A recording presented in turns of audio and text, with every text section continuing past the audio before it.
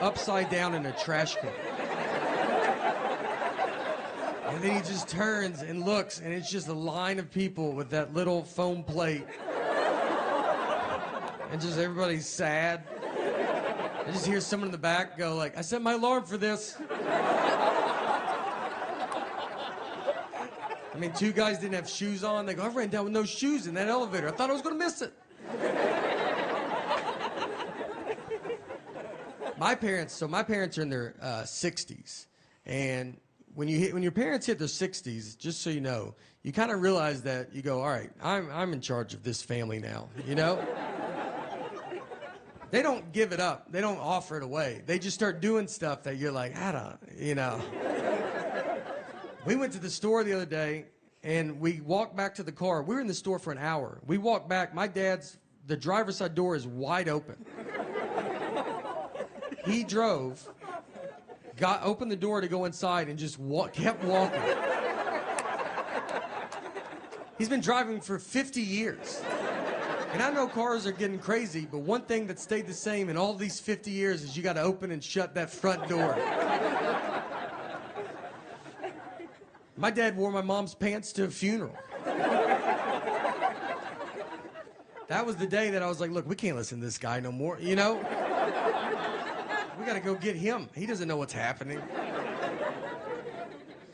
It usually starts happening when you start doing the holidays at your house instead of your parents' house. That's when it starts happening.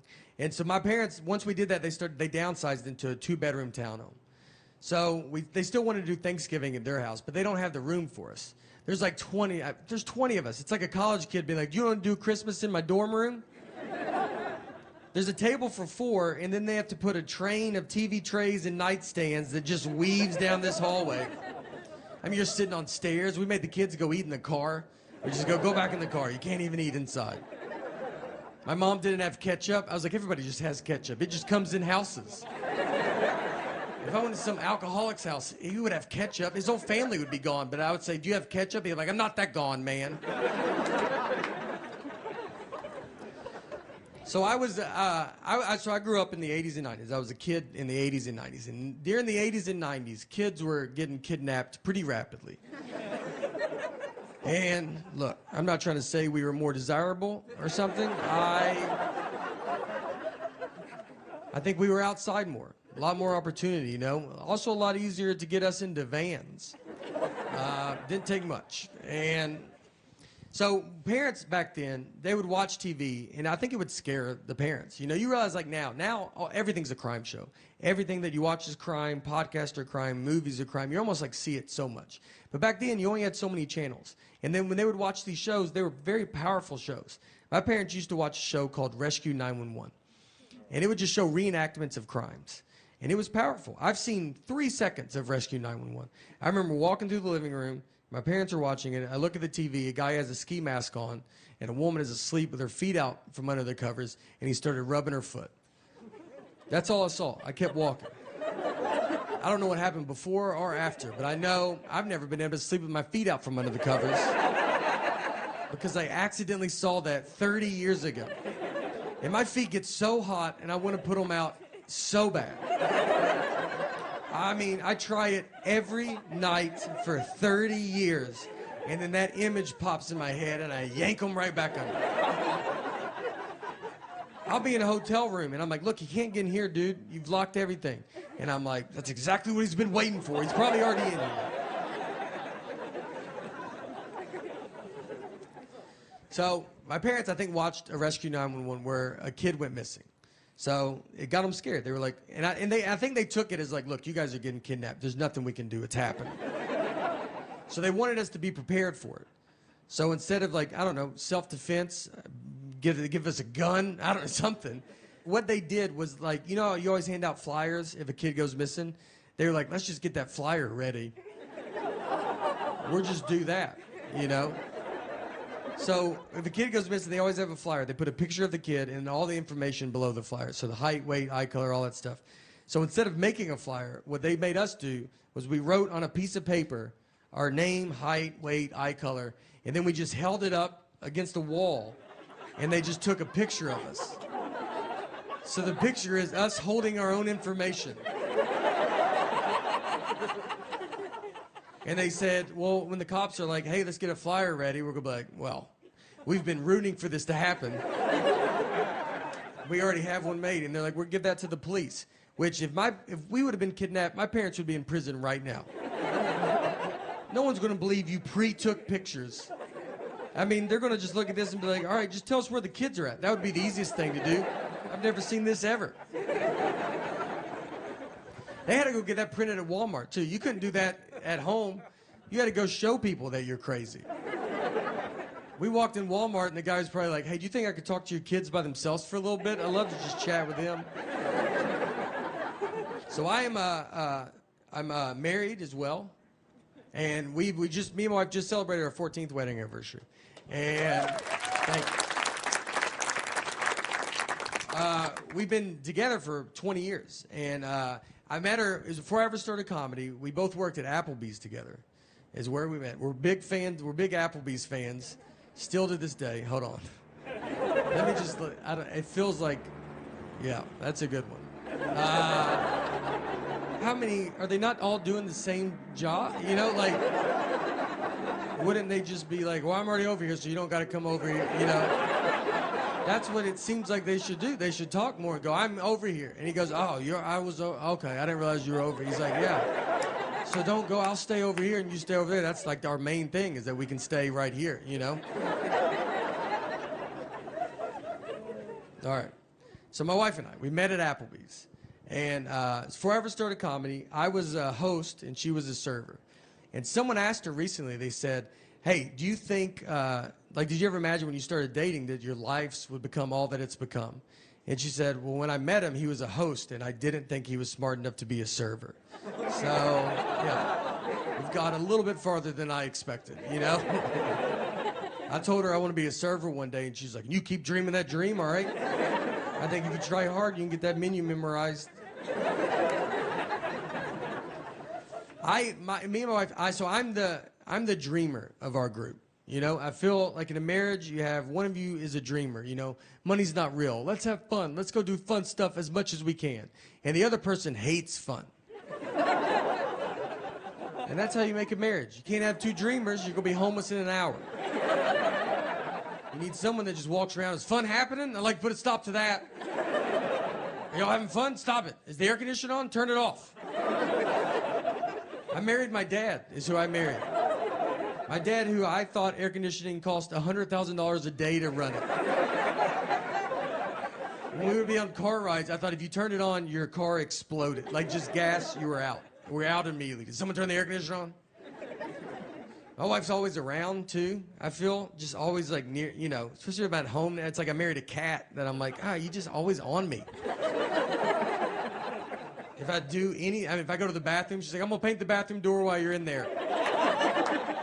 I'm like, you couldn't do it later? No, I had all the time to do it. I thought I'd wait till you went in, and that's when I was going to start. If I eat something she doesn't approve of, she just pops up, man. I mean, I'll try to sneak it. I could eat an Oreo cookie in the attic at 3 a.m., and I would bet my life a light would cut on, and she'd be like, what are you doing up here? And if I questioned it, it was like, what are you doing up here? She's like, I'm always up here. This is when I do my attic stuff.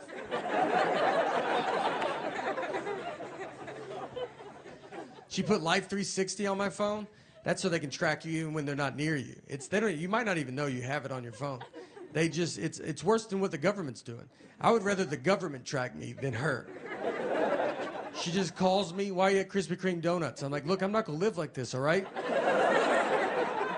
If I want donuts, I'm not gonna lock my phone in a gym locker and go pay cash for donuts.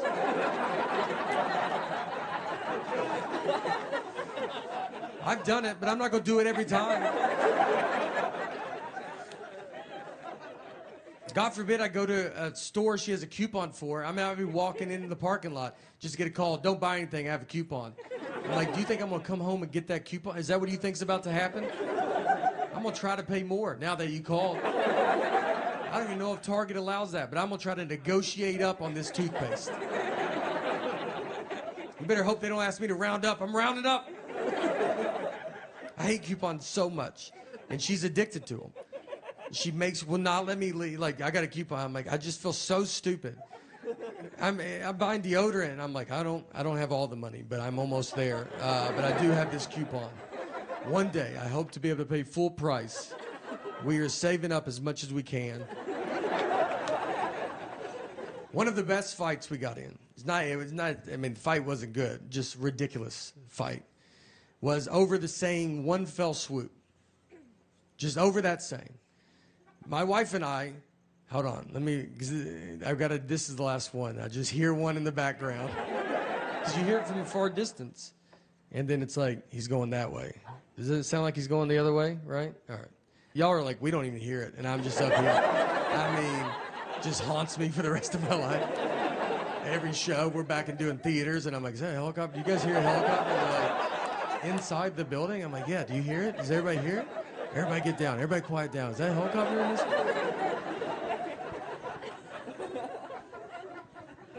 All right. So we got in the fight over the phrase, one fell swoop. Just over this saying. And if you're a newlywed, you're like, well, that doesn't make sense. You're right, it doesn't. This is a double-digit married fight. This is when you've already done all the dish fighting or the putting your clothes away fighting. This is when they're trying to mentally break you. They got you almost how they want you, and this is the one that sends it over the edge. So my wife, she wanted to go visit her parents one weekend, and her parents are divorced, which has been hardest on me, to be honest. That's something people don't talk about, you know? When you marry into divorce, they divorced because of her, not me, so why do I have to go to 50 different houses? So, she wanted to go visit her parents, and shit, I want to do it in one fell swoop. Now, I've never heard my wife say the phrase one fell swoop. We've been together 20 years, she's never said it. And it felt like someone that day told her, hey, you should start using one fell swoop more. And she goes, I'm about to call my husband, and goes, perfect. Use it 40 to 50 times on him. So she calls me, and she goes, I want to go visit my parents, and I want to do it in one fell swoop. And I go, all right, let's do it in one fell swoop. She goes, I want to do it in one fell swoop. I go, let's do it in one fell swoop, you know? Let's swoop it up, I'm down. And she kept saying it, one fell swoop, one fell swoop. Over and over again. And then when she went to describe this one fell swoop trip, she goes, we'll go to my mom's, come home, then go to my dad's. And so I just waited, and she didn't say anything, and I just go, that's not what one fell swoop means. And instead of possibly just being wrong, she goes, I know what one fell swoop means. I go, yeah, it doesn't sound like you do, all right? And we have the same last name. I can't have you out there in a one fell swoop conversation. What do you think two birds, one stone mean? Let's just go through them all. I don't know if you know any of these. She hangs up on me. So I get home, and you know when you walk home and you've been in a fight, and you're like, all right, how long is this fight? Is it happening still? Is it over? I don't know. I got to fill it out, you know? She never uses words like sorry. I'd love to hear that. That's a word she definitely doesn't know what it means. And I say it all the time. I walk around the house with just a sack of sorries, just handing them out all day. I try to give her some, like, would you like to carry some of these? She's like, I don't have pockets, so I'm good. We didn't talk that whole night. We're just sitting there, our daughters, we're watching TV, eating, and I'm like, hey, you know your mom's crazy, right? And then she's like, did you do your homework, or you don't want to be dumb like your dad? And then your daughter's just like, are y'all lunatics? So I'm laying on the couch, and my wife just came over, and she kisses me goodnight, and then she went to bed. And that was it, you know? That was I felt like it was her sorry, I guess. But she didn't say it. And so I was laid there, and I'm just thinking about it. And you think about it a lot, because you're like, all right. Because you learn the longer you get married, sometimes it's just let stuff go. You know, who cares? And the next morning, I get up, and I kind of still wanted to talk about it. Because we didn't talk all night, you know?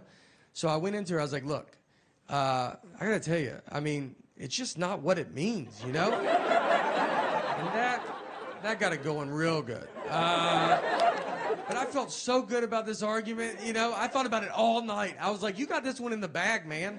You should bring it back up. I'm not trying to date her anymore. I'd like to win a fight. We're going to die together. I almost woke her up in her sleep. That's how much I was so excited. I almost just started shaking her going, it's not what it means. Our marriage almost ended in one fell swoop. So, all right, thank you guys so much for coming out to this. Truly appreciate it.